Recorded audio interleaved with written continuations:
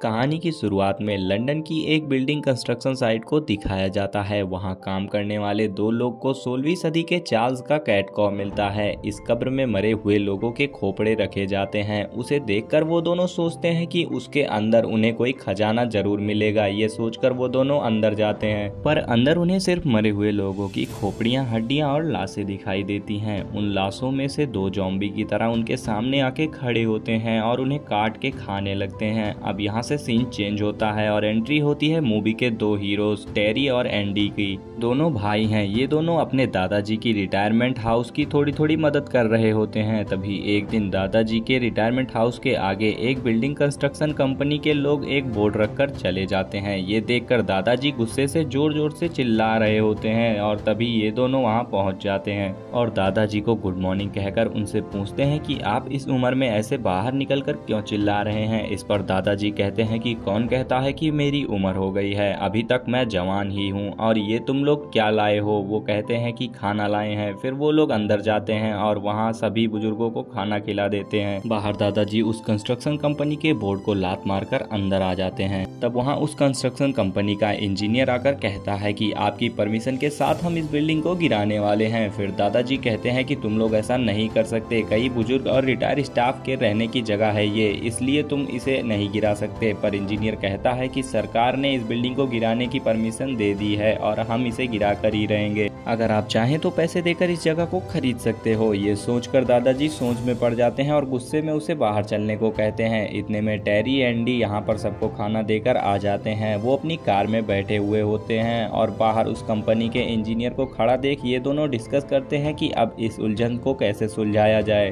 वो कार में निकल जाते हैं। फिर हमें दिखाते हैं कि वो कंस्ट्रक्शन साइट जो पहले दिखाया गया था, पूरा एरिया बिल्कुल सुनसान लग रहा है। पुलिस ने उस एरिया को सील कर दिया है। तभी टेरी और एंडी अपनी कार को अपनी साइड में पार्क करके वहां से एक वैन में निकल जाते हैं। रास्ते में वो अपने जिगरी यार डेबी को भी पिकअप कर लेते हैं, जिसने एक बढ़िया प्लान बनाया होता है और साथ ही वो इस फिल्म की हीरोइन कैटी को भी साथ ले लेते हैं। कैटी दोनों भाइयों की कजिन है। आखिर में एक और आदमी को ये अपने साथ मिला लेते हैं। इसे सब मेंटल मिकी कहते हैं। इराक वार में बुरी तरह से घायल होने से इसका सर में एक मेटल प्लेट रखी गई है। ये एक कंटेनर के अंदर गन्स निकालकर टेरी और एंडी की टीम को दिखाता है। वो कुछ गन्स उन्हें देता है, पर एक बड़ी शॉटगन अपने पास रख लेता है, जो कि एक अनोखी शॉटगन होती है। अब मिलकर वहां से निकलते हैं और एक बैंक लूटने जाते हैं। वहां पहुंचकर डेबी कहता है कि हम सब उस कंस्ट्रक्शन कंपनी की स्टाफ की तरह कपड़े पहनकर लोन लेने के बहाने अंदर जाएंगे और गन्स दिखाकर उन्हें धमकाएंगे जरूर, पर किसी को किसी भी कीमत पर गोली नहीं चलानी है। अगर चलाया तो समझो जान भी गई। प्लान को ठीक से समझकर वो सब भेस बदलकर बैंक के अंदर जाते हैं। बैंक के अंदर ज्यादा भीड़ नहीं होती, वहाँ सिर्फ 2 या 3 लोग ही होते हैं। टेरी की टीम खड़ी खड़ी सोचती है कि किससे बात की जाए। तभी बैंक की मैनेजर आती है और पूछती है, कंस्ट्रक्शन कंपनी के मैनेजर ने ही तुम्हें भेजा है ना। ऐसा कहकर वो अपने साथ उन्हें लेकर जाती है। फिर वो पूछती है कि वो फॉर्म कहाँ है जो तुम्हारे मैनेजर ने तुम्हें दिया था। टेरी की टीम उलझन में पड़ जाती है और ये उनके चेहरे पर साफ साफ दिखता है। मैनेजर जान जाती है कि दाल में कुछ तो काला जरूर है।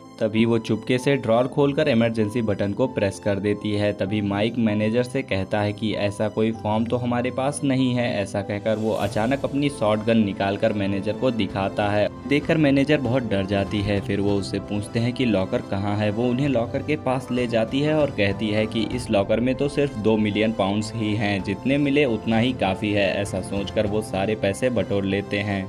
बैंक के अंदर से बाहर आते हैं तो देखते हैं कि पुलिस की पूरी फोर्स वहां खड़ी है। ये देखकर तो वो बिल्कुल हक्के बक्के रह जाते हैं कि अरे हमारे रहते हुए तो मैनेजर ने इमरजेंसी बटन कब दबाया। पैसों की बैग को नीचे रखकर वो अपने हाथ को ऊपर करके सरेंडर होने लगते हैं। माइक अपनी शॉटगन निकालता है और पुलिस वालों पर गोलियां चलाने लगता है। पुलिस थोड़ा पीछे हटने लगती है। इतने में टेरी की टीम वापस बैंक के अंदर चली जाती है। बैंक के अंदर वो कई प्लान्स बनाते हैं, लेकिन जिससे वो बाहर आ सके यहाँ पर ऐसा कोई प्लान उनके हाथ नहीं लगता। बैंक में सिर्फ 2 ही लोग होते हैं। एक होता है लॉयर, दूसरी मूवी की सेकंड हीरोइन एमा। मिकी उन दोनों को गन पॉइंट पर रखकर बैंक के बाहर ले आता है। वो सोचता है कि इन दोनों को साथ ले जाने से पुलिस वाले उन पर गोली नहीं चलाएंगे, पर उन दोनों के साथ जब वो बाहर जाता है तब वो देखता है कि बाहर कोई पुलिस है ही नहीं, सिर्फ उनकी कार्स खड़ी हैं। लगता है पुलिस वालों को किसी ने काट लिया है और वो खून से लथपथ रेंगते हुए नजर आते हैं। सभी एकदम से शॉक हो जाते हैं क्योंकि सभी पुलिस वाले खून से लथपथ दिखाई दिखाई देते हैं। कैटी कहती है कि ये सब तो जॉम्बीज में बदल गए हैं। अब उन्हें विश्वास नहीं होता, मगर कुछ देर में सारे जॉम्बीज उनकी ओर बढ़ने लगते हैं। अब उन्हें यकीन हो जाता है और वो जान बचाने के लिए वैन में चढ़ जाते हैं। फिर वहाँ एक औरत जिसको जॉम्बी ने काटा होता है वो विनती करती है कि मुझे भी बचाओ। फिर वो उस औरत को अपने साथ वैन में चढ़ाकर निकल जाते हैं और रास्ते में ही वो औरत धीरे धीरे जॉम्बी बन गई होती है। वो उन्हें काटने के लिए उनके पास आती है, पर इतने में माइक अपनी शॉटगन निकाल कर उसे गोली मार देता है और वो वैन से गिर जाती है। तभी सब समझ जाते हैं कि जॉम्बीज के काटते ही इंसान जॉम्बीज में बदल जाता है। वो सीधा टेरी और एंडी की पुरानी फैक्ट्री पहुंचते हैं और वहां वैन को पार्क कर देते हैं। इतने में ही डेबी जाकर मेन गेट बंद कर देता है। तभी एक जॉम्बी उसके बहुत करीब आ रहा होता है, जिसे डर के मारे वो भाग जाता है। फिर कहता है कि जॉम्बीज बहुत धीरे धीरे चलते हैं। तभी माइक भागकर उस जॉम्बी के हाथ और पैर को शूट कर देता है और वो मुड़कर अपने दोस्तों से कहता है कि ये सब क्या मजाक है। इतने में ही वो जॉम्बी माइक के हाथ को चबा लेता है। ये देखकर कैटी माइक की शॉटगन लेती है और उस जॉम्बी को शूट कर देती है। जॉम्बी मर जाता है, मगर उसके दांतों का पूरा सेट उसके हाथों में गड़ जाता है। उसे लेकर वो बड़े आराम से फैक्ट्री के अंदर चला जाता है और अपने बाकी साथियों को ये सब बता देता है। और दूसरी ओर हम देखते हैं कि रिटायरमेंट हाउस के सभी बुजुर्ग म्यूजिक और स्नैक्स एंजॉय कर रहे होते हैं। लगता है मजेदार पार्टी हो रही है। तभी वहाँ कुछ लोग जॉम्बीज बनकर आ जाते हैं। कुछ बुजुर्गों को काट भी लेते हैं। किसी तरह दादाजी दूसरे बुजुर्गों को अपने साथ लेकर किचन में छुप जाते हैं। वहाँ के सारे दरवाजे लॉक कर देते हैं। अंदर ये लोग डिस्कस कर रहे होते हैं कि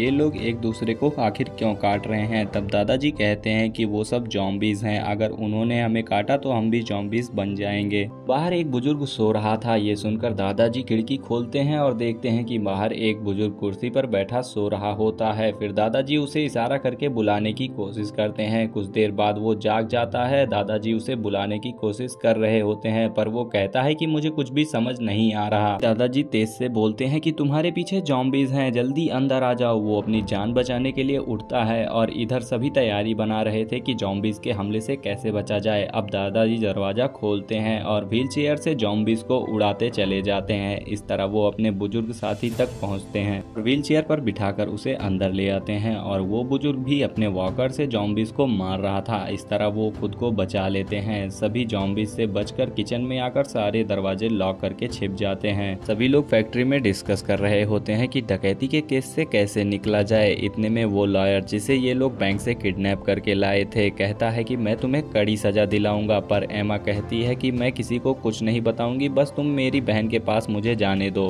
पर टेरी और एंडी उन्हें गन दिखा के डराते हैं। इतने में माइक उठता है। तभी टेरी कहता है कि तुम थोड़ी देर में तो जॉम्बी बनने वाले हो, इसीलिए सारे पैसे हमारे हवाले कर दो और यहाँ से चले जाओ। गुस्से में माइक यहाँ पर उनसे चाबी छीन लेता है और इसके बाद एमा और लॉयर को दूसरी ओर ले जाकर कुर्सी से बांध देता है और थोड़ी देर बाद वो सो जाता है। माइक सोते सोते जॉम्बी बन रहा था। ये देखकर दोनों चिल्लाने लगते हैं, जिसकी आवाज से दोनों भाई वहाँ आते हैं और सीधा माइक के सर पर गोली चला देते हैं, मगर गोली उसके सर से टकराकर वापस आ जाती है। दूसरी गोली वापस आ जाती है और तीसरी गोली भी टकराकर वापस आ जाती है। अभी उन्हें याद आता है कि माइक के सर में मेटल प्लेट लगा हुआ है। फिर वो दिमाग लगाते हुए एक ग्रेनेड निकालकर उसके मुंह में दबा देते हैं और कुछ दूर भागते हैं। ग्रेनेड फटता है और उसके साथ माइक भी। इतने में वो लॉयर शॉटगन उठाकर गन पॉइंट पर टेरी की टीम को धमकाता है। इतने में ही वहाँ पर 3-4 जॉम्बीज आ जाते हैं और लॉयर का हाथ चबाने लगते हैं, मगर जॉम्बीज के अटैक से लॉयर से गोली चलती है जो इन भाइयों के जिगरी दोस्त डेबी की छाती को चीर कर चली जाती है और उनकी आंखों के सामने ही बेचारा तड़प तड़प कर मर जाता है। वो डिस्कस करके एमा को भी गन दे देते हैं, मगर उनके पास बुलेट कम थी। वहाँ जॉम्बीज भी आ रहे थे, इसीलिए वो पैसे लेकर अपनी कार में शिफ्ट कर देते हैं। तभी वो देखते हैं कि कार में तो चाबी है ही नहीं। तभी उन्हें याद आता है कि माइक ने तो चाबी छीन ली थी। टेरी माइक के पास जाकर चाबी ढूंढता है, मगर उधर हम देखते हैं कि कैटी कुछ करके यहाँ पर वायर्स को कनेक्ट करके कार स्टार्ट कर लेती है। घर में गली गली घूम रहे होते हैं। तभी एमा कहती है कि वो अपनी बहन को देखना चाहती है। सब उसे उसके घर ले जाते हैं। वहाँ जाने पर उन्हें पता चलता है कि बेचारी की बहन भी एक जॉम्बी बन चुकी है। एमा दुखी होकर बाकियों के साथ कार में बैठ जाती है। अब वो रिटायरमेंट हाउस जाने का प्लान बनाते हैं, मगर उनके पास गन्स नहीं होती हैं, इसीलिए वो उस जगह पे जाते हैं जहाँ पर माइक हथियार छिपा कर रखता था। इसीलिए वो कंटेनर में देखते हैं कि वहाँ तो गन की फैक्ट्री लगी हुई है, जैसे कि वो किसी गन का गोडाउन हो। वो सभी बैग भर भर कर गन्स उठाकर कार में रख लेते हैं। फिर वो सोचते हैं कि आखिर हम उतने बुजुर्गों को रिटायरमेंट हाउस से लाएंगे कैसे। से। तभी यहाँ पर उनकी नज़र डबल डेकर बस पर पड़ती है। फिर क्या, कैटी एक बार फिर से अपना टैलेंट दिखाते हुए उस बस को चुरा लेती है। फिर से वो रिटायरमेंट हाउस पहुँचते हैं